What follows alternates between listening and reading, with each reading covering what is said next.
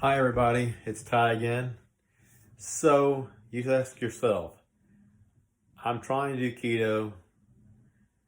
What can I use to make my food a little more interesting? Well, today we're going to talk about mayonnaise.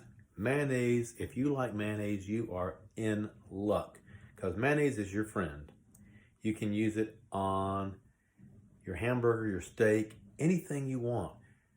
But you can't use the stuff from the store. You shouldn't use any mayonnaise or salad dressing that's made from an hydrogenated oil or any oil that is developed under the process of heat. I use the light olive oil and I mix in about 1/4 cup of avocado oil. You can use avocado oil, you can use olive oil, you can use whatever oil you like as long as it's not a vegetable oil or a seed oil. So having said that, we're gonna get on with our recipe. Okay, so I like to get everything out ahead of time. Some people say the egg has to be room temperature. It does not. Right out of the fridge works fine. I've made this salad dressing and this mayonnaise for months without any issues. I had mentioned the dehydrated onions. The only reason I go ahead and put them in the mayonnaise is because I normally just go right behind this process and make my buttermilk ranch salad dressing. And it does need the onion particles in it to give it that more rich salad dressing flavor. So the dehydrated onions are really optional, but you probably will want to use the other 3 ingredients: the salt, the garlic, and the onion powder, and of course the vinegar. So let's get started. So we're going to use today we're just going to use this just an extra large egg. This is a kind of a small food processor, but it has a nifty little lid.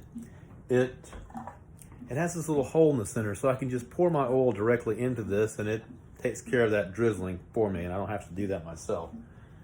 So I'm just using this great value avocado oil. It's not very expensive. We use the Pompeian extra light olive oil. And for everything else, it's just your run-of-the-mill McCormick spices. But for the vinegar, I highly recommend this. I think pretty much everyone recommends this. I drink this every day. I just take it straight out of the bottle, have a couple swigs, and move on. About 2 tablespoons, and I do that once or twice every day. So it's really a good vinegar. Okay, so we're going to get started. This will be a little noisy, but I'm going to go ahead and get it started. I already have my 1/4 cup of avocado oil in my measure. So I'm going to go ahead and start this food processor, and we will get this going.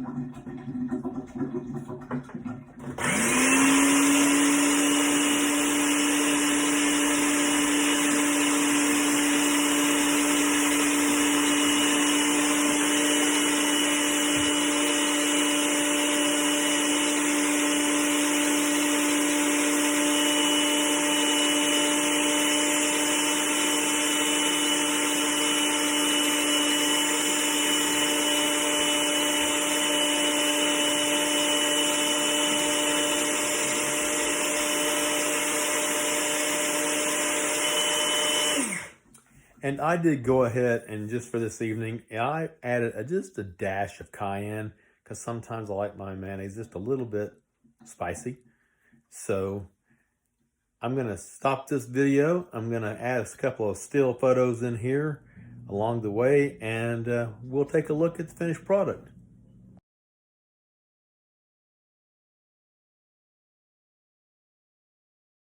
Okay, so this is the consistency that we have before we add our vinegar in. You can see that's pretty thick. It's like an average mayonnaise.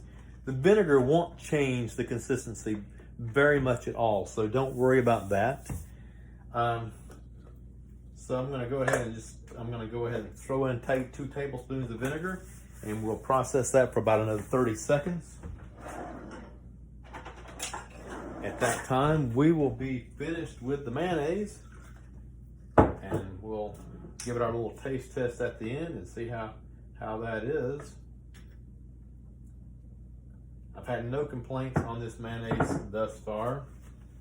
I fed it to everyone from my wife to my sister, and they all seem to like it. So here we go. One last little agitation. Okay, guys. Well, here we are. Our finished product. It looks pretty good, actually. At least I think it does.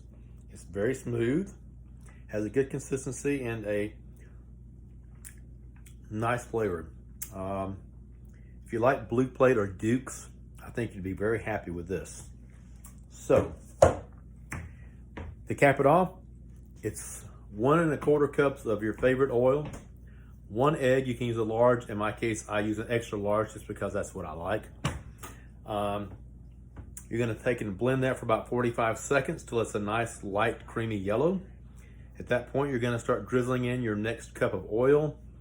And basically the salt and pepper, garlic and onion powder, you can add that at any point. I really do add mine in the beginning before I ever turn the food processor on. But don't add your vinegar until you have a blended mixture. So really wait till the end and then go ahead and add you can add a tablespoon or 2 tablespoons. I like 2. It gives it a nice spreadable consistency. And I like the flavor that the apple cider vinegar adds to the mayonnaise. You can always tweak the recipe with anything you want to add. Like I said, I added about an 1/8 of a teaspoon of cayenne tonight. Sometimes I add in sriracha. Just depends on what my mood is on that particular day. So, thanks for watching and happy ketoing.